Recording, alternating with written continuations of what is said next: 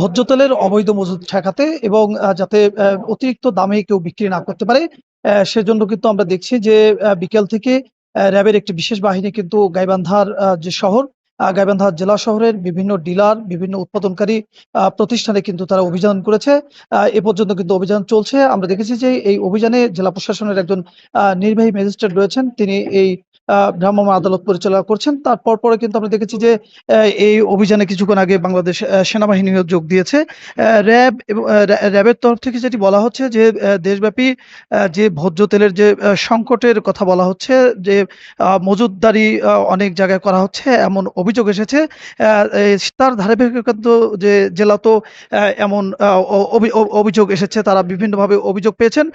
সেই অভিযোগের ভিত্তিতেই কিন্তু তারা আজকে এই অভিযান এই এই অভিযান পরিচালনা করছেন।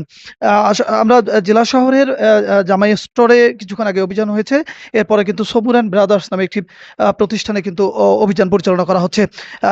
এ পর্যন্ত আমরা যেটি আমাদের গাইবান্ধা জেলার যিনি র্যাবের দায়িত্বরত রয়েছেন, তার সঙ্গে একটু কথা বলবো যে আজকে যে আপনারা অভিযান দিচ্ছেন, একটু অভিযানের উদ্দেশ্যটা যদি বলতেন।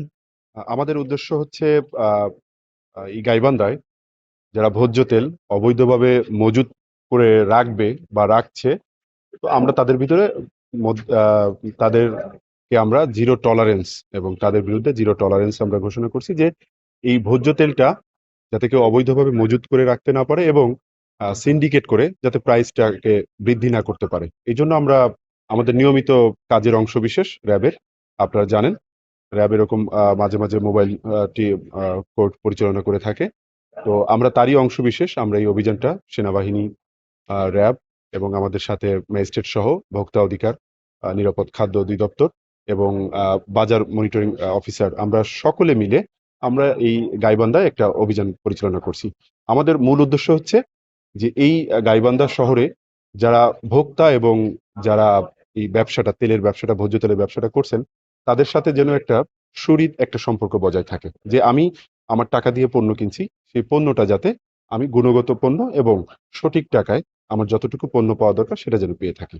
এবং এটা আপনার মাধ্যমে আমরা জানাতে চাই যে অবৈধভাবে কেউ যদি মজুত করে থাকে, আমরা তাদের বিরুদ্ধে আইনগত যে প্রক্রিয়া আছে সেটা গ্রহণ করব। Thank you.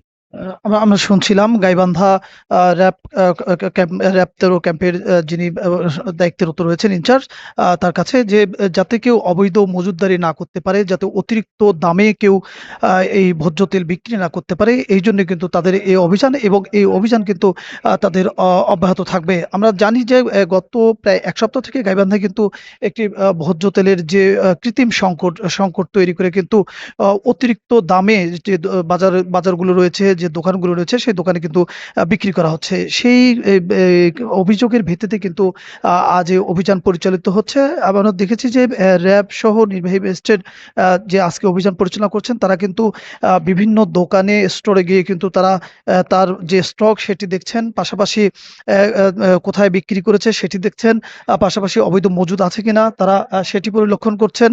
যেগুলো গুদাম রয়েছে সেই গুদামগুলিতে কিন্তু তারা তারা সার্চ করছেন যে এ ধরনের কিছু পাওয়া যায় কিনা। এই অভিযান কিন্তু চলছে।